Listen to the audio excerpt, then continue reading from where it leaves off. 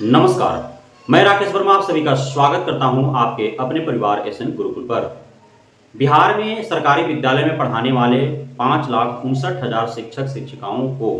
Online attendance बनाने हेतु बाध्य और अनिवार्य किया जा रहा है। शिक्षा विभाग, एससीईआरटी, बिहार शिक्षा परियोजना परिषद लगातार इस हेतु पत्रांग जारी कर रही है।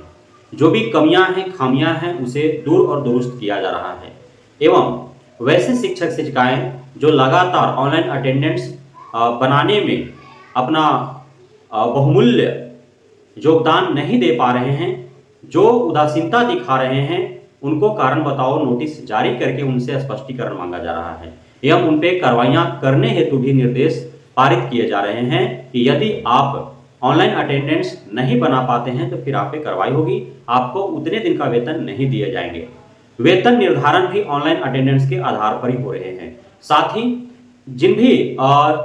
शिक्षक शिक्षिकाओं को किसी भी प्रकार के छुट्टी लेने हैं तो ई शिक्षा कोष मोबाइल ऐप के माध्यम से ही छुट्टी हेतु भी आवेदन दिए जा रहे हैं और शिक्षा विभाग उसी ऐप के माध्यम से आवेदन ले भी रही है।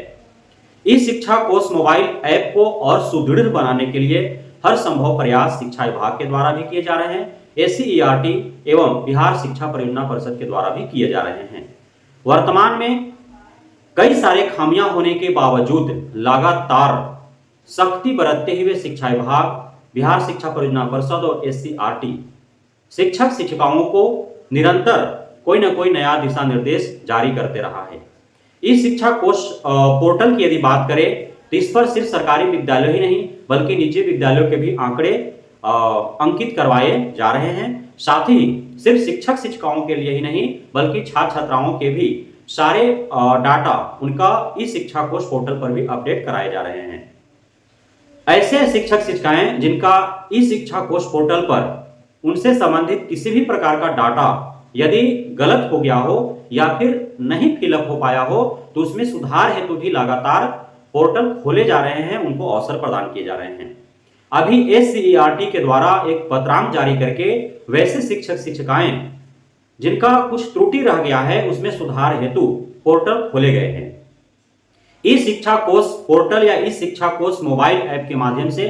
सभी शिक्षक शिक्षिकाएं टीचर लॉगिन कर और उनमें मुख्य रूप से 3 बिंदुओं का सुधार संशोधन कर लेंगे या फिर उसे जांच लेंगे कि कहीं गलती भी तो नहीं है। और इसका अवसर सिर्फ और सिर्फ 24 अगस्त 2024 को शाम 5 बजे तक ही दिए गए हैं। यदि आप 3 बिंदुओं का सुधार संशोधन या उसे जांच नहीं करते हैं कि वह सही है या गलत है तो फिर आपका वो 3 डाटा वैसे ही गलत है तो गलत ही रह जाएंगे, कोई किसी प्रकार की त्रुटि है तो त्रुटिपूर्ण ही रह जाएंगे और फिर आपको भविष्य में परेशानी हो सकती है। तो अभी आपके पास महज 20 घंटे ही समय शेष बचे हैं और इस 20 घंटे में यदि आप तक यह सूचना पहुंच रही है तो आप अवश्य ही इस शिक्षा कोष पोर्टल या इस शिक्षा कोष मोबाइल ऐप के माध्यम से अपना टीचर लॉगिन कर और इन 3 बिंदुओं में सुधार कर लें। पहला जो आपका सुधार करना है वह है मोबाइल नंबर। मोबाइल नंबर में यदि किसी प्रकार की त्रुटि है या मोबाइल नंबर आप चेंज करना चाहते हैं तो आप लॉगिन करके आप अपना मोबाइल नंबर सुधार सकते हैं या फिर चेंज कर सकते हैं। यदि आपका वर्ग और श्रेणी अर्थात क्लास कैटेगरी में किसी प्रकार की त्रुटि हुई है तो उसमें सुधार कर सकते हैं या फिर बदलना है तो बदल सकते हैं यदि गलत भरा गया है तो। यदि आपका जिस विषय में चयन हुआ है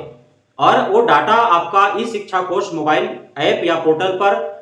अंकित नहीं है तो आपका जिस विषय से चयन हुआ है वो विषय वहां अंकित कर ले या फिर दूसरा विषय वहां अंकन हो गया है पूर्व में तो उसे सुधार ले, संशोधन कर ले। यदि आपको भली भांति पता है कि मोबाइल नंबर भी आपका सही है, आपका वर्ग श्रेणी भी सही है एवं आपका जिस विषय से चयन हुआ है वो विषय भी आपका डाला हुआ है, बावजूद इसके आप जांच ले एक बार, कहीं यदि भूल चूक हो गया हो तो उसे अवश्य सुधार ले। यह अवसर आपको मात्र और मात्र अभी से 20 घंटा तक ही दिए गए हैं। 24 अगस्त 2024 को शाम 5 बजे के बाद आपको ये अवसर समाप्त कर दिए जाएंगे। अतः आप अवश्य ही सुधार और संशोधन कर ले क्योंकि आने वाले भविष्य में ई शिक्षा कोष मोबाइल ऐप एवं ई शिक्षा कोष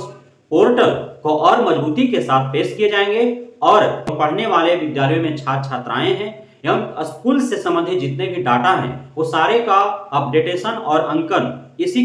पोर्टल पर रहेंगे एवं आप सभी शिक्षक शिक्षिकाओं से जुड़े हुए जितने भी गतिविधियां हैं रोजाना,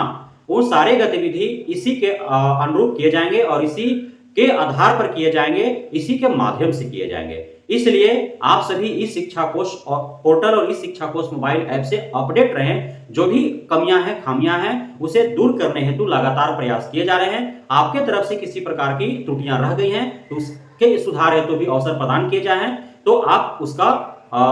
अवश्य ही